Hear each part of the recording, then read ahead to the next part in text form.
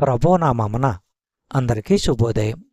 ఈరోజు దేవుని వాగ్దానము ఏమనగా, మత్తయి సువార్త 10వ అధ్యాయము 37వ వచనము. తండ్రినైనను తల్లినైనను నాకంటే ఎక్కువగా ప్రేమించువాడు నాకు పాత్రుడు కాడు. కుమారునినైనను కుమార్తెనైనను నాకంటే ఎక్కువగా ప్రేమించేవాడు పాత్రుడు కాడు.